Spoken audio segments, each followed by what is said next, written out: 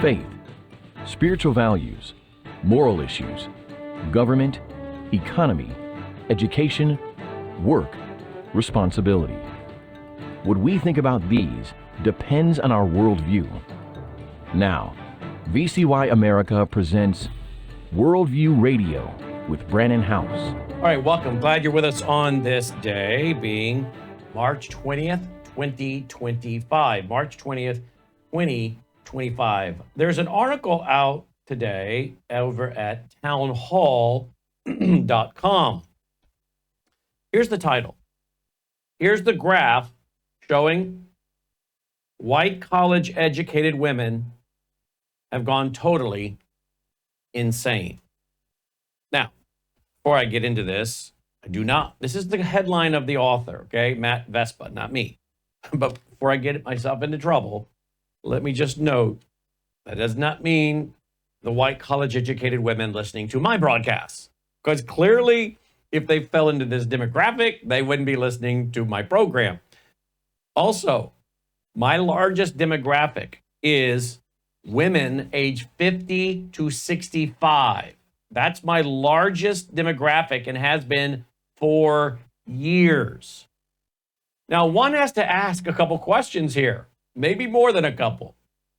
First of all, if we have so many white educated college women that have gone insane, meaning they have embraced fully cultural Marxism, they have embraced, let me give you another word, they have embraced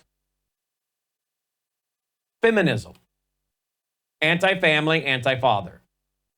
Well, I'm not against the family, they say. I have children. Many of them, whether they're married or not, they don't really have a lot of love for men. And I wonder why. Because they've been told marriage is slavery. Right? Hang with me, folks. I got facts. I'm bringing the receipts. I've got quotes by well-known leading feminists.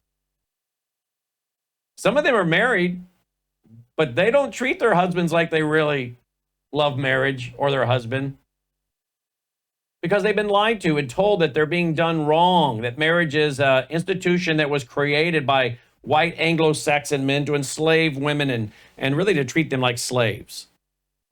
But then you have a lot of women who are not married or who were married or are not now that have also bought this lie. And this is the destruction of the family. So yes, many of them have been brainwashed into anti-family values by the feminists who, by documented facts, many of them were Marxist.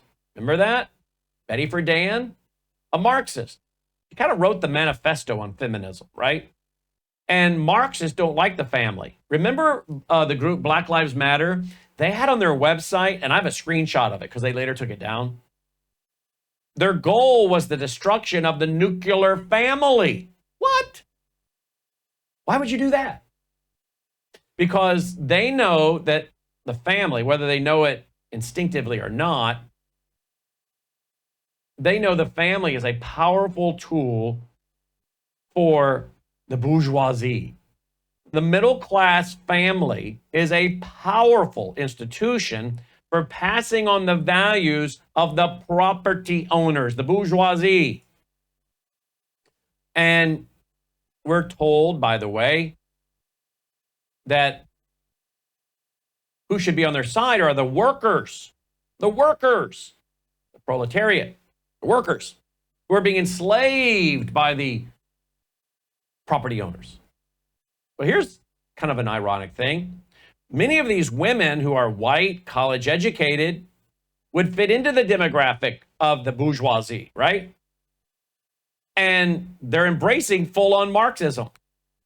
But many of the workers, blue-collar workers, who should be part of the proletariat, pro-Marxist agenda, are not. Many, what we call blue-collar workers. By the way, many of your millionaires historically have come out of businesses that offered services that were considered service-oriented or blue-collar jobs or companies. And many of their owners started out just themselves, maybe one or two other people, built it up, went into management as an owner because now they had to manage this large business they built up. But many of them found themselves still on the job sites routinely. So that's one reason why many of the blue-collar workers have turned against Marxism or never embraced it. They saw what hard work gets you. Hard work pays off. The Bible says, put your hand to a plow and gain wealth over the course of time. Over the course of time.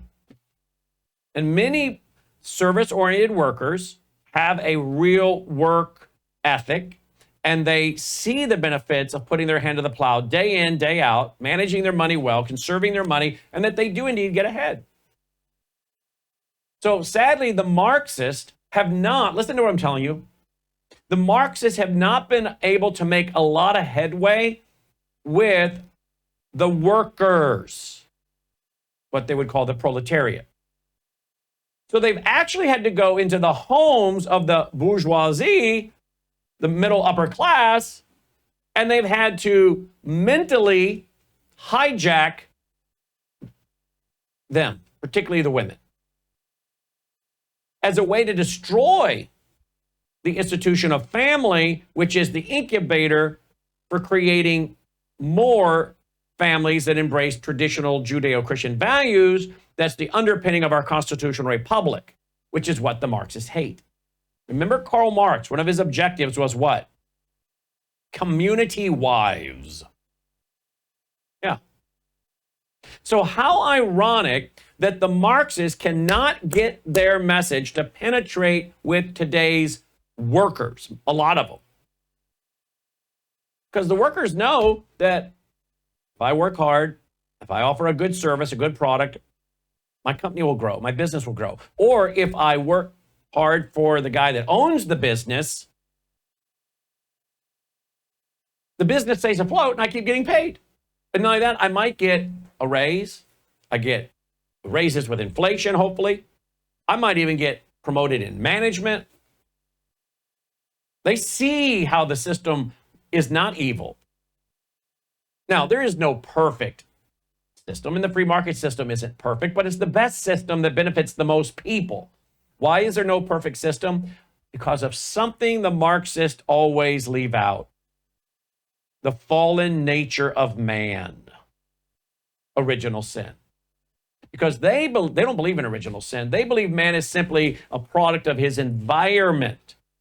And if we just give them enough money, enough material wealth, enough material resources, crime will end. Really, how's that worked out since the Great Society of Lyndon Baines Johnson? The socialism of FDR. We've given away billions and billions. We're probably into the trillions. Do we have less crime? Do we have a better moral, stable society? See, the Marxist, the naturalist, the materialist denies original sin. They believe we just set the right environment, we'll have heaven on earth. Well, that's a lie. And the reality is, the free market system is the best system, even though we live in a sinful, fallen world. And that's one reason why it isn't perfect, because we live in a sinful, fallen world and man has a sinful state, heart. Are there so-called capitalist or free market people that cheat people? Yes, there are. But when you start cheating people, you're really no longer working in the free market system. And do we have a lot of corporations that are people point to and say, well, look at how the free market system exploits people? That's not really a free market system. You start looking around at the company and you find out they didn't get there by the free market. They got there by the free handout. But it's not really a free handout because that handout cost someone something.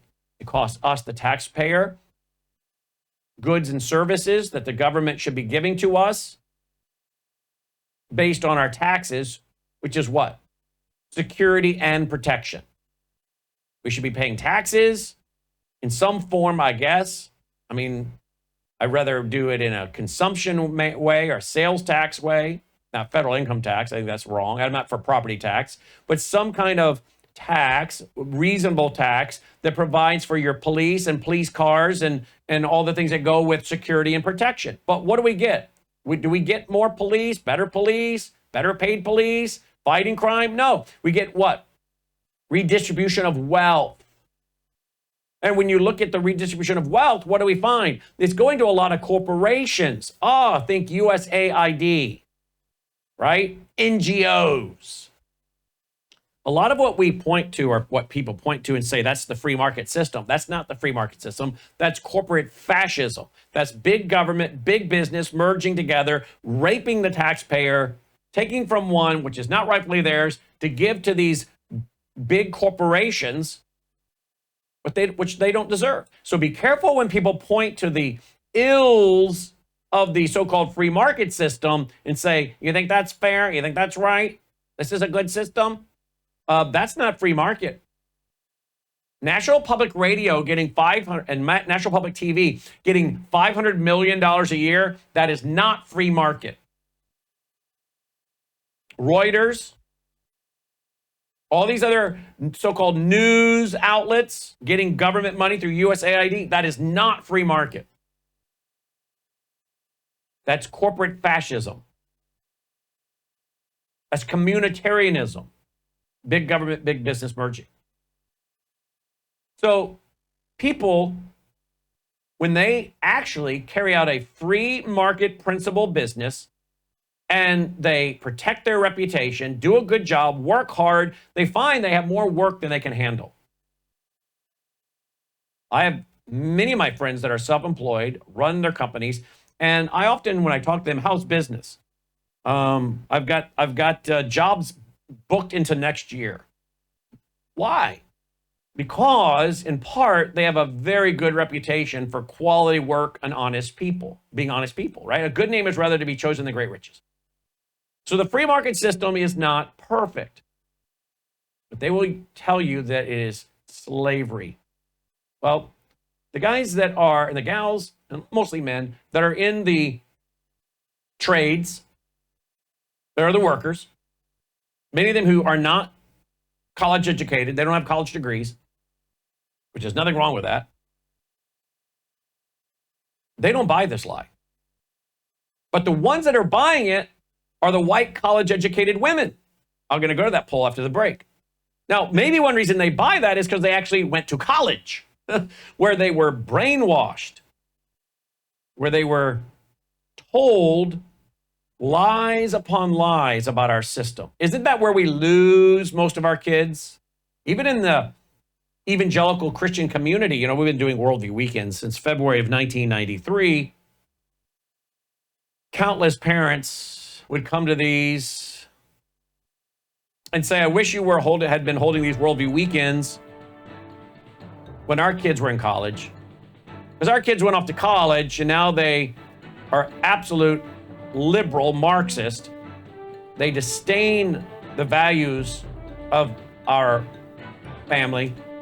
They disdain the values of my husband and I, or my wife and I, depending on which of the spouses I was talking to. I wish your worldview weekends had been around when they were in junior high and high school. They went off to college and we lost them. We heard that all the time.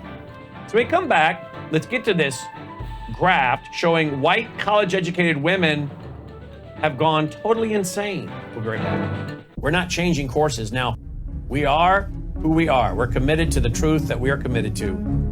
Worldview Tube is a broadcast network that I started in 2006, but it's based on my 35 years as an author and speaker and commentator. Worldview Tube is here to defend the truth of a Christian worldview. And we believe we can apply it to all areas of life, like law, science, economics, history, family, social issues, education, religion, major issues. At worldviewtube.com, we provide news from around the globe that isn't typically covered by mainstream media. Visit worldviewtube.com to watch our experts and analysts discuss all your favorite topics on our 24/7 live stream. Explore our extensive collection of unfiltered and uncensored content from 35 years of production. Go to worldviewtube.com today. Also find us on all of these major platforms and download our Worldview Tube mobile app.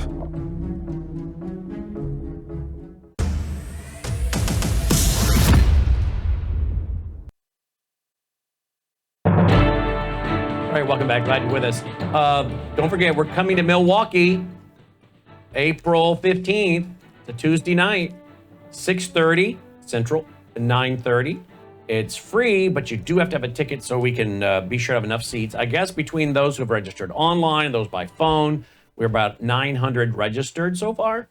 So please continue to register, but please make sure you register everyone that's coming individually. Don't register with one form online and put in, I got 3 people showing up, here are their names. That computer system doesn't know that. You've got to go in and register each individual person. You can use the same email address over and over, but pop in the name of each individual, because then our computer system counts it 1, 2, 3, 4, however many you're bringing, all right?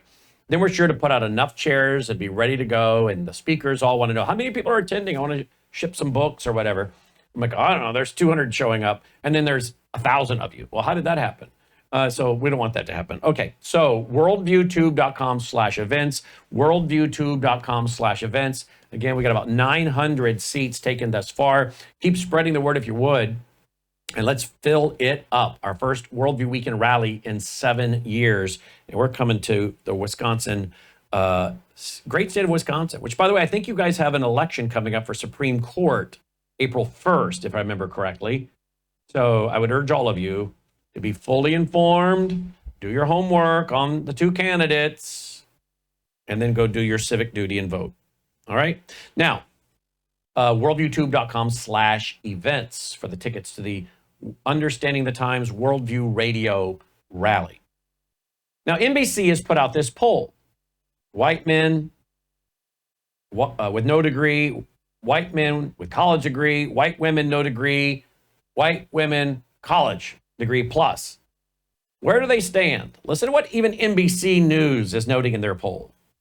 Also see this. White women with at least a college degree, the only group of white voters that really kind of is on the left politically, aligned with progressive causes, democratic politics.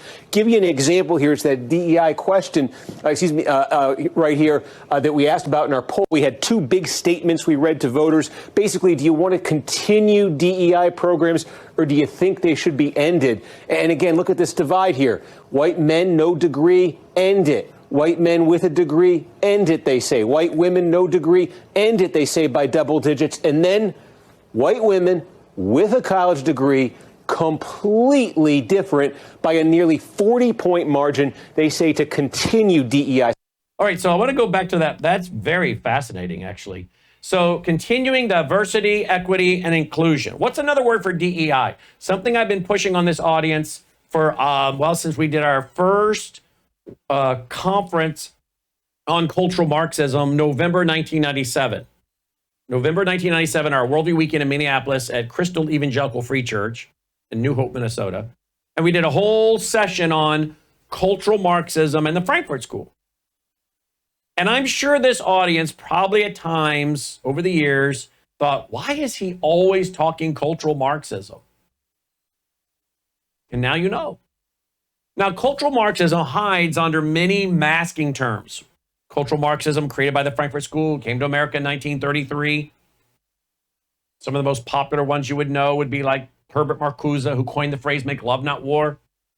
Their goal, their quest was to destroy a patriarchal society and replace it with a matriarchal society, destroy men. They knew they had to destroy the masculine men. By the way, apparently Tim Walz is out there saying Trump supporters couldn't handle his masculinity. He is a comedian, isn't he? He's a real jokester. But that's what they wanted to go do, is destroy masculinity, patriotism, and men. Because they knew the cultural Marxists who came here in 1933 from Germany, who had the Marxist Institute, came to be known as the Frankfurt School. They knew they could never have a cultural revolution in America if you have the types of Ronald Reagan, John Wayne, Jimmy Stewart, and these kind of guys running around. Now, why do I note those guys? Because all of them were staunch anti-communist. John Wayne, he's not perfect. Brennan House isn't perfect, okay? I don't agree with everything John Wayne did or was up to, but John Wayne was a staunch anti-communist. And he did a lot of patriotic TV and shows and productions, even in black and white television. And he worked with guys like Fred Schwartz, who wrote this book that I have an original copy of, thanks to one of you in my audience, You Can Trust the Communist to Be Communist.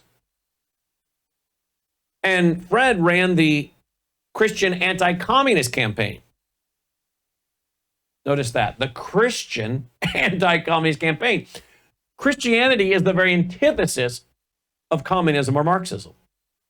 But yet today we have people that think they can merge Christianity and communism, Christianity and Marxism for what I call Marxianity, which is why I wrote that book with that title in 2018. But I hammered the idea of cultural Marxism with you guys for years and years and years, because I wanted you to understand that when they came here, it wasn't like, hey, we're going to overthrow your country with guns. No, we're going to penetrate education and media, till we teach your children to hate the country, till we teach the children to hate their parents, till we teach the children to hate the Bible, till we teach the children to hate Christianity, till we teach the children to hate traditional values and to participate in all forms of sexual perversion by which we can destroy their conscience. And once we have destroyed their conscience, made them feel so thoroughly guilty that they're no longer accepted by those they feel that are Christians or hold to Christian values, that makes them therefore isolated. And who do they collect up with? Those who have done those things. You understand that, right? One reason the left, whether they know it or not, demonically inspired, gets children to engage in sexual perversion is that it isolates the children or the young adult, the teenager, the college student. It isolates them from their parents, their grandparents. They feel so guilty. They feel like their parents or grandparents can read their mind. They feel so guilty about what they have done because the moral law, their conscience, con means with, science means knowledge, they offended a holy and just God, and they know it. Their conscience bears witness. Romans 1, Romans 2, Romans 3. Now they don't feel comfortable being around their mom and dad, who are traditional conservatives, maybe Christians. They don't feel comfortable being around their grandparents. They begin to isolate and isolate more. Many times they may just isolate to their own bedroom. Then when they can drive, they isolate at their friend's house or somewhere else. Then they go to college. Maybe some of this begins when they get to college, and then all of a sudden they're not coming home anymore. They started out the first semester, they wanted to come home, get their clothes washed, have a good meal, be around their parents, have family movie night, whatever. Not anymore. They don't want to come around anymore. This is a tactic.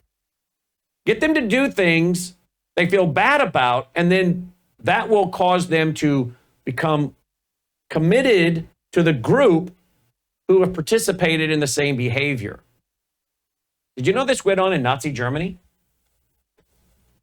I have detailed this, along with others, how the Nazis, particularly the SS, would have these young men, some of them who had come from traditional families, carry out horrific things, do horrific, immoral things, particularly toward the Jews or those that were opposed to the Nazi ideology. They would have them do horrible things so as to break their conscience, maybe sear their conscience, certainly damage their conscience, but also so they no longer felt they could go back. They can never go back. We can never go back. Have you ever heard that phrase? I couldn't tell you a movie particularly where that phrase is used, but I know I have seen movies where a character does something and they turn to someone and say, we can never go back. We can never go back. Why? We have crossed the line. We've crossed the line. We know it. We will never be able to go back to where we were. You'll never be able to go back home. You might physically be able to go back home. Spiritually, morally, collectively, you'll never be able to go back home and fit in. That's how they feel. That's what they're told. That's what they did with the Nazis, to break them away from that home base. So they go off to college, and they're involved in, as the Frankfurt School, well, Herbert Marcuse wrote the book Ethos, or Eros, about sexual freedom. He's the one, again, that coined the phrase, make love, not war. They go off to college, and they start doing things they shouldn't be doing. Some of them may be getting into drinking and drugs, and now some of them have maybe been taken advantage of, and the stories. Some simply have come from broken homes, and they have a hatred toward either their father or their mother or both, and then they get to college, and now they're told about the evils of their parents and how marriage is really an enslavement and an institution created by white Christian men to enslave women and take advantage of women. And they're told all these lies. Men and women are told this. But apparently it really sticks with the white educated college woman, according to NBC News even. And they don't want to end. 68% do not want to end DEI. Now, what's another word for DEI? Another word for DEI is cultural Marxism. What is cultural Marxism? Cultural Marxism is applying the philosophies or the ideas of Karl Marx to all areas of life. Cultural Marxism is going in and saying we're going to have a revolution when it comes to the values. Herbert Marcuse said it. The old way of revolution is old-fashioned. The new way is a diffused and dispersed disintegration of the system. Cultural Marxism is the destruction of the American system. The Weather Underground called it prairie fire. Bill Ayers, burn down the American plantation. Burn it down to the ground. Joe Biden, build back better. You gotta tear it down to build it back. What are we tearing down? We're tearing down the institutions God created. Family. What is a family? The definition of a family. What constitutes a family? We attack and go after families, like in Illinois, where they're working on a law to go after homeschoolers and ensnare them and make them come and answer to the white, educated, Marxist female bureaucrat at the local school who hates Christians and hates the family, hates morality. They want her now lording over a nice Christian family. Destroy the family. Destroy the church.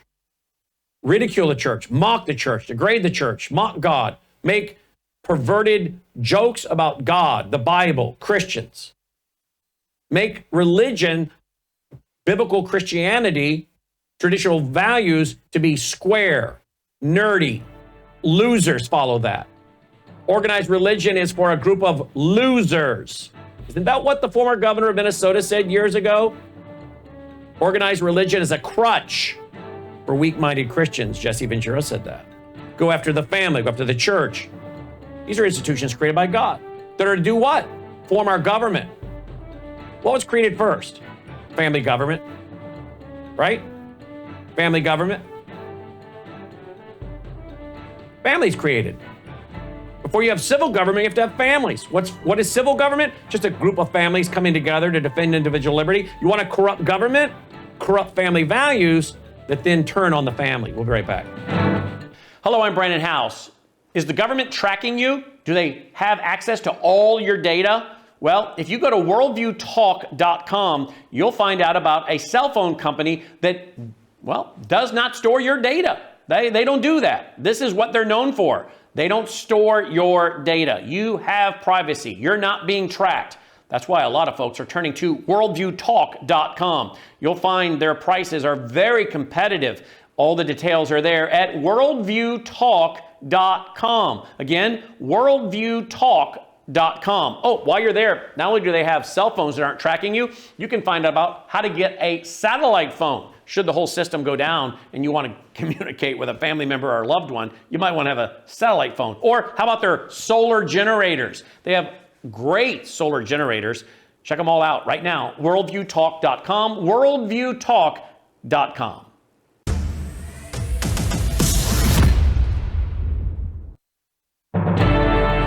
All right. So if you want to create a government that will go against our constitutional republic, remember what is a republic? William Blackstone, the leading scholar, one of the leading scholars for the founders, said what the divines ruled on, we don't rule against. That's what makes us a constitutional republic. Well, if you want to destroy that, then you create individuals and you create families that are hostile to the Christian worldview, the underpinning of our constitutional republic. Then your people in your own country will destroy the very foundation of your government. That's why Khrushchev told the Secretary of Agriculture in the Kennedy administration, Benson, your children are going to fall over into our hands like overripe fruit. Because we're going to penetrate your education, penetrate your media, until your own children and grandchildren hate you, hate your institutions, hate patriotism, hate the Christian values of your nation. And then when they realize the foundation of their nation, a Judeo-Christian worldview, is the foundation, they'll have such a cognitive dissonance internally that they can't stand being Americans. They can't stand America. They can't deal with this conflict between their values and what their country or government stands for. So they'll have a revolution inside their own country. That was the goal of the cultural Marxist. A diffused and dispersed disintegration of the system. You can call it DEI. You can call it white privilege. You can call it toxic masculinity. You can call it social justice. You can call it the common good. You call it whatever you want. All of this is cultural Marxism. So here we have NBC saying 68% of white, educated, college women do not want to end diversity, equity, and inclusion. They want cultural Marxism. Diversity. What is that? Diversity is perversity. Diversity is perversity. It's like, whatever. We need to be diverse. We need to have queers, straights, drags, transgender. There needs to be lots of diversity. Multiculturalism. What is multiculturalism? It is not the study of multiple cultures. It is a denigration of the foundational Western worldview, the Judeo-Christian worldview. Equity. Equity. Everybody gets equity. Really? This would be like you breaking your back to start a business and doing without, as the business owner who's putting their capital into the business, doing without for years, driving a used car, one you keep running because you don't want to go buy a new car because you're using your capital to build the business. You take a very basic minimum salary so you can make your bills, pay your bills. You take a very basic salary just to get by because you're dumping all of your extra income from the business into growing the business, expanding the business, advertising, hiring new people, buying equipment, building a building to house the equipment, buying a new printing press to expand your printing business, or whatever it is, construction business, carpentry, plumbing, electrical, and you scrape by, and then all of a sudden you look up 30 years later and you've built a large business. Now all of a sudden you're not scraping by anymore. You've put your hand to the plow, you've gained wealth. Now you do draw a very nice salary, and you do drive a very nice car. You scraped and you saved and you did without and you sacrificed for years, and you had to pay the government at least half of it in local, state, and federal taxes. Then along comes some kid out of college who works there a year or two and decides, I need some equity. I'm working awfully hard. I need some equity. Really? You need equity, do you? You weren't even born when I started this business. What have you sacrificed? No. This idea that everybody gets equity, gets treated equal. That doesn't work. It doesn't work. It's called socialism, and it never works. Does it work in Cuba, where the doctors get paid the same as the guys that run the sanitation trucks? Does it cause people to want to invest, to take risk, to build a business when they know they're going to have to just give it to the government and get their check in the mail from the government? No. Diversity, equity, inclusion. We got to include everybody. I'm sorry. No, I don't. I do not have to hire a transgender to work for my company. And I'm sorry. And if they show up in a regular business suit and we think they're qualified, we hire them, and the next day they show up in a dress to try to, say, well, now you have to include me. You have inclusion. No, I'm sorry. No, I don't. We have to include every idea, every worldview, or you're intolerant, you're bigoted. No, this is cultural Marxism. Call it what you want. DEI, white privilege, toxic masculinity, whatever you want. It's cultural Marxism. And the only one that benefits from this is always the people at the top. And that is what the USAID and all this other corruption has shown you. They tax the living daylights out of you guys and out of us, and they turn around and they give it to Reuters, according to multiple news reports, and NGOs, and judges are on the take with their children or themselves on the board of an NGO. They get all this money. And people are looking at it going, wow, what a successful company Reuters is. Well, you know what? We could look and be very successful too if the government wanted to give us millions of dollars. That's not the free market, as I started out the broadcast with. And that comes with a price. You're now going to be a propagandist for the government. It's theft.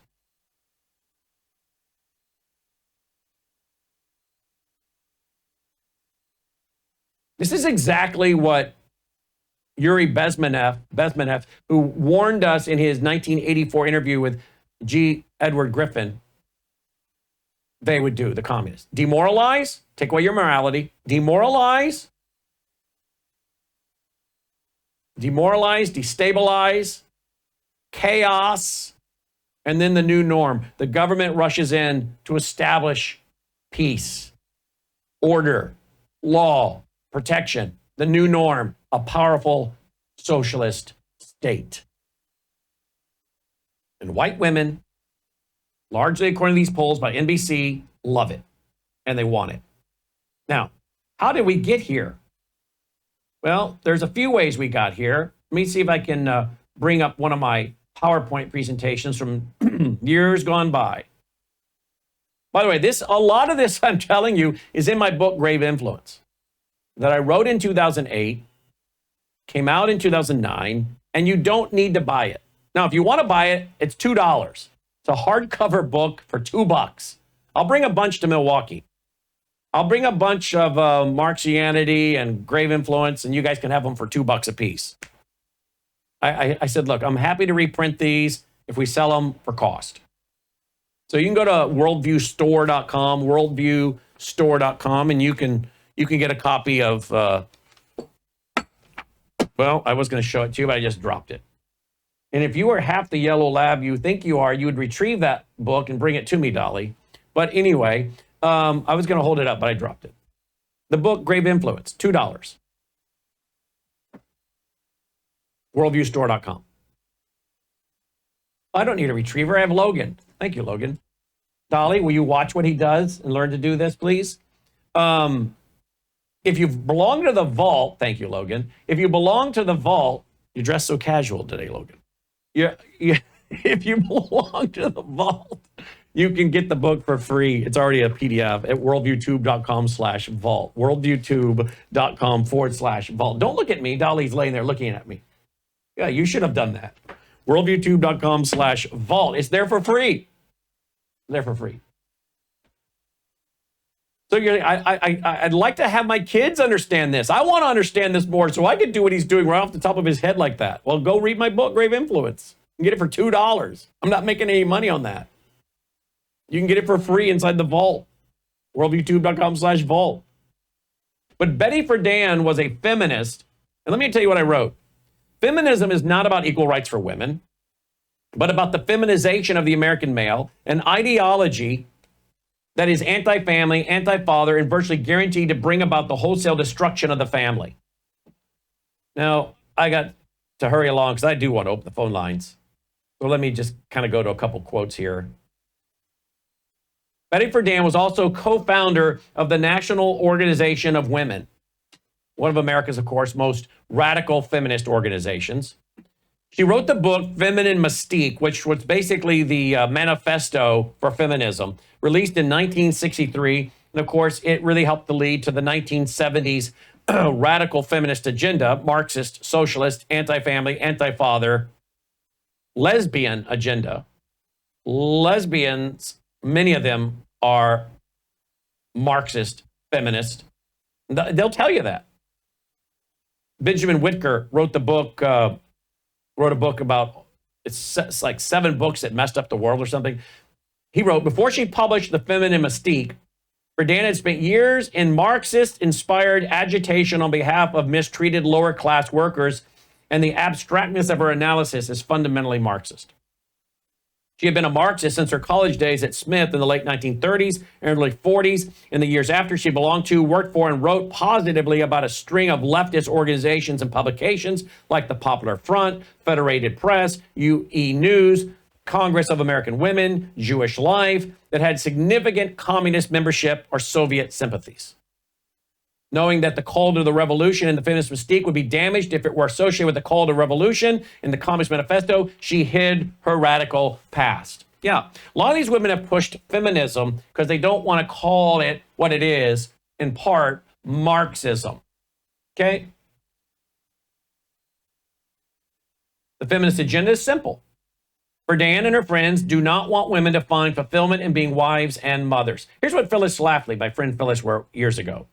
The feminists whine endlessly, using their favorite word choice in matters of abortion, but they reject choice in gender roles. The big mama of feminist studies, Simone de Beauvoir, said, we don't believe that women should have this choice. No woman should be authorized to stay at home to raise her children, precisely because if there is such a choice, too many women will make that one, end quote.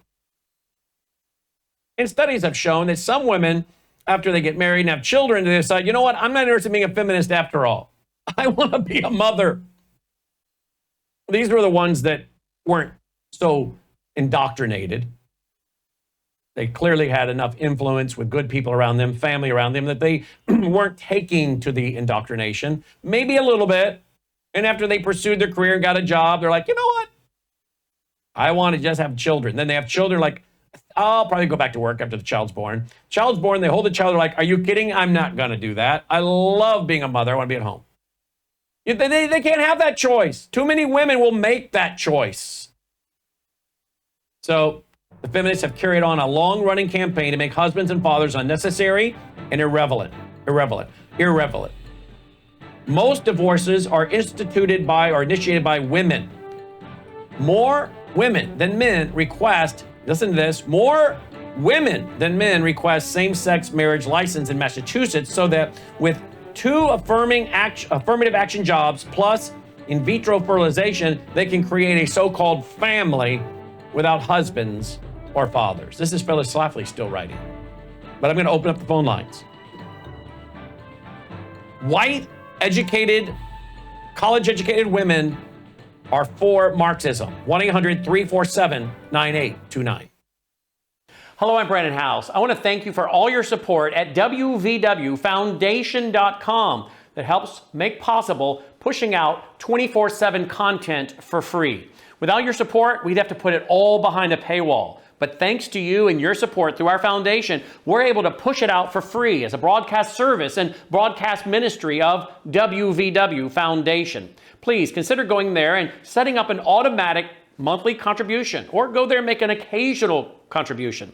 If you prefer to support us through the mail, you'll find our mailing address there at wvwfoundation.com. You can also call and make your contribution over the phone by calling 901-825-0652. That's 901-825-0652. Again, all these details are available at wvwfoundation.com. Thank you for your support as we try to help people around the world understand the times through the lens of a Christian worldview.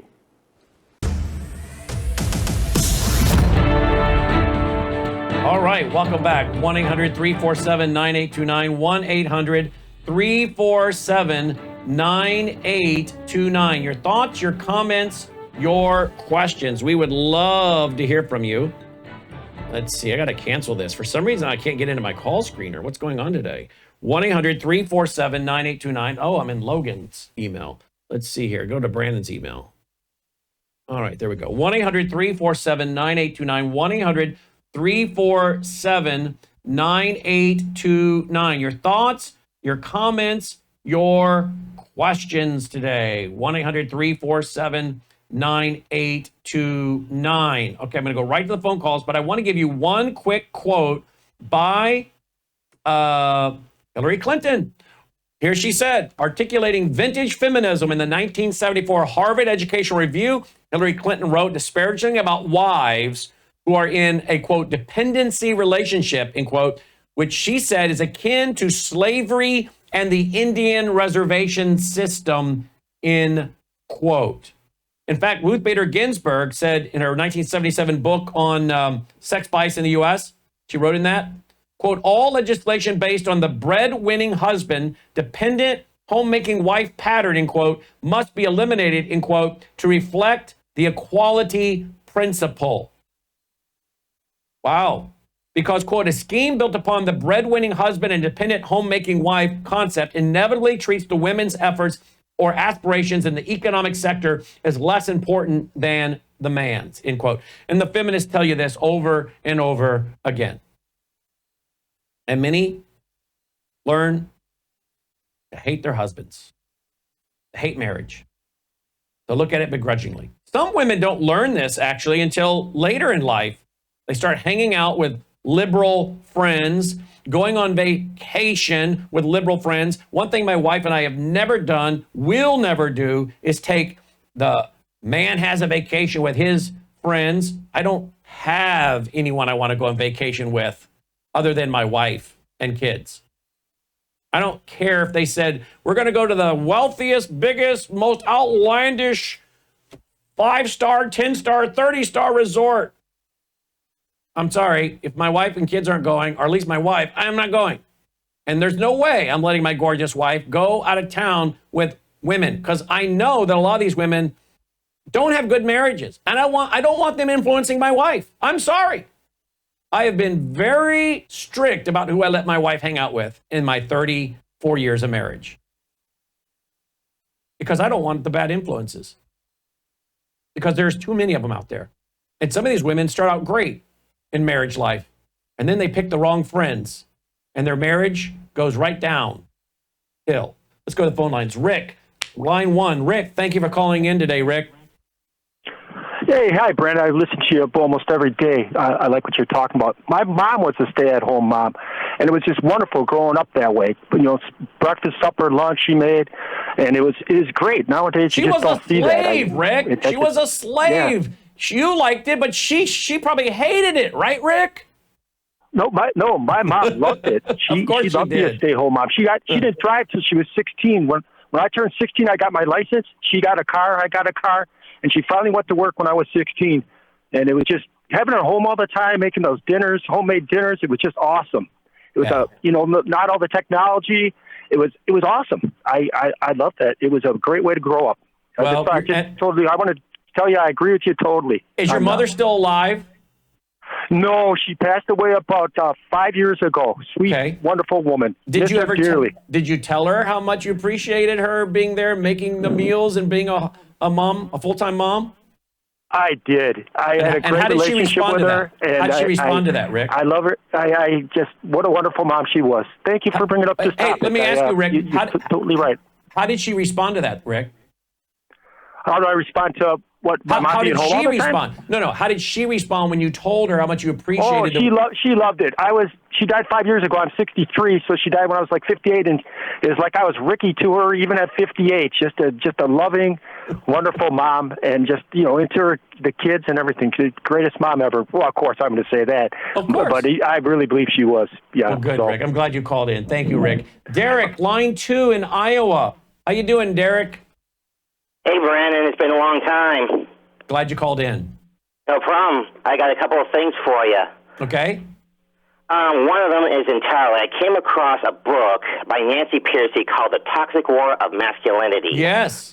I figured entirely you would actually get into something like that. Yep. And Excellent. the other I just got recently from Dissenter, which is entirely called Pastor Arrested in Ireland for Preaching Outside, is a glimpse of the future of the American church. Well, it is. Pastors being arrested in I figured Ireland. since this is all connected, figured entirely this would be actually worthwhile for you. Excellent. Thank you, Derek. Appreciate that. No problem. Pam, line 4. Thanks for calling in from Arkansas, Pam. Hi, Brandon. I'm really you hit a chord today because I grew up with this.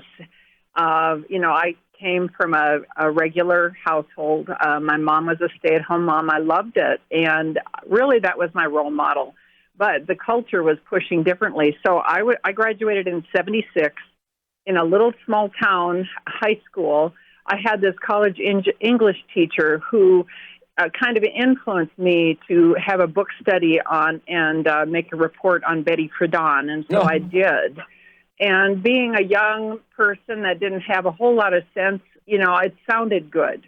So, it took me a few years into college, but I never lost my love of what I remembered growing up and everything, so I couldn't even do it. I couldn't even finish my degree, actually, because I wanted to be a stay-at-home mom, and I sacrificed in order to do that, and my husband did too.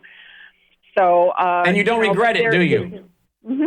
Huh? You don't regret the sacrifice, do you? Oh, no, I don't regret it, but I remember feeling less than all of my married life until just recently. I was like, why am I feeling this way? And now my kids are grown and they're great. One's married and a pastor, and 2 are serving the Lord. They're fine. I kept them out of trouble, I guess, because I was watching what was going on. I was cooking for them. I was trying to have my husband worked a lot because I couldn't. So he was gone maybe a little more than he probably should have, because of his job. But it worked out. And, it's the same. I'm noticing the young women now, because I'm a leader in a Bible study, they're going back to that model, and I love it. I love it. I'm so glad you called in. But this is needing, can I just say one more thing? Yeah. I'm sorry, but I wanted to say Satan's lie is equity. Thank you, He Pam. says it can't be fair, or, it's not fair. Yep. But God says there's no fairness. So God bless you. Thank you, Pam. Thank you. A lot of these young people going back to it because they see the failed marriages of their own parents. Take care. This has been... I wish I could take more calls on this. David, Jerry, I guess we hit a chord today. Maybe we'll have to open the phone lines a little longer tomorrow. Again, folks, we're trying to do something here different than all the other networks. We could do a rip and read and talk about, whatever's on some news website today, and that's fine. But unless we get to the root causes of the issues of our day, all we're doing is filling time. You can talk about problems, but you have to offer up solutions. But you also have to get to the root cause of the worldview. If you're not dealing with the philosophies and the ideas, then you're not really understanding what's happening and how we got here. You're shooting at the symptoms. You're talking about the symptoms, but you're never able to get to the root cause, the foundation. And that's what we do. That's what makes us different. So if you appreciate it, we appreciate your support. Worldviewfoundation.com, worldviewfoundation.com. Now remember, you can get this book for $2. Hardcover, Grave Influence. So much of what I said is really in that book. You can get it for $2. Worldviewstore.com, worldviewstore.com. If you're a member of the Vault, like I said, it's automatically in there. You don't have to worry about it. You don't have to buy it. It's already in there as a PDF. worldviewtube.com/vault. I want to go back and look at that chart again from NBC News. White men, no degree. White men with no degree say end the diversity equity programs. You know one reason why white men are sick and tired of this? I already said many of them have gotten out into the job world, the business world, and yes, they have no degree because they went to a trade school.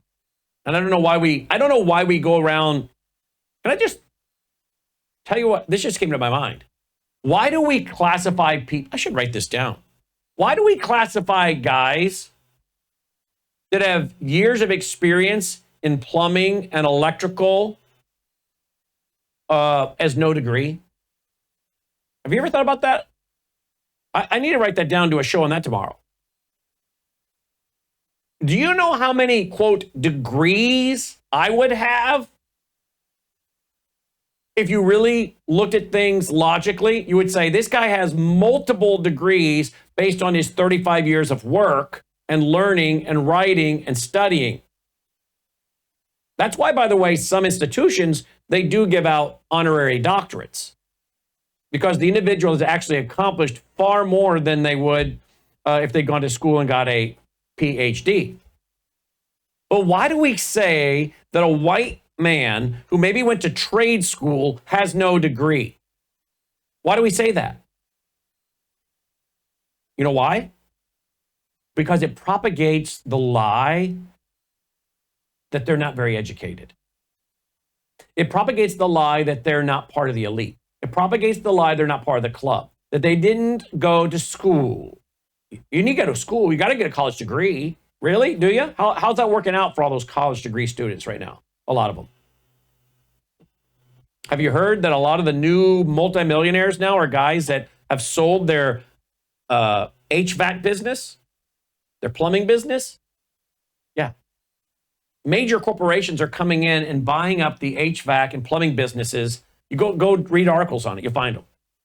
These guys have built businesses, spent years working, and a company comes in and scoops it up at a big price and consolidates it into their portfolio. Go read The Millionaire Next Door. Now, I know it's a little dated, but the original versions of The Millionaire Next Door, when it came out in like 1989 or 88, whatever it was, 90, the average millionaire was in a service-oriented business. So why is it, though, that white men with no degree are the highest degree of men against Marxism? You would think guys with no college degree would say, yeah, give me a piece of what I deserve. Yeah, all these white college boys with their advanced degrees. No. The white man with no college degree is more opposed to Marxism than any demographic. You know why? As I said earlier, many of them have learned you can succeed in America without a degree if you'll work hard, learn a skill, learn a trade, start your own business. They also have seen how they have been treated because they are white men, number one, but they've also seen how they've been treated because they're white men who don't fit into the club. You know, someone else that didn't fit into the club was and is Donald Trump. You see, the elite have clubs, and the clubs may be varying degrees. Oh, the white educated corporate man, the white educated college degree of this guy. Well, there's clubs all along up the ladder, right? And there's societies, and there's even secret societies. Donald Trump didn't belong to a lot of these guys' club. That's why a lot of them never liked him, ever. But certainly not when he became president. But one reason white men who have no college degree don't like this Marxism, they've been on the receiving end of being told they're too masculine, too patriotic, too greedy because they're capitalists, and they've been denied jobs because of the color of their skin, and they're sick of it. Take care.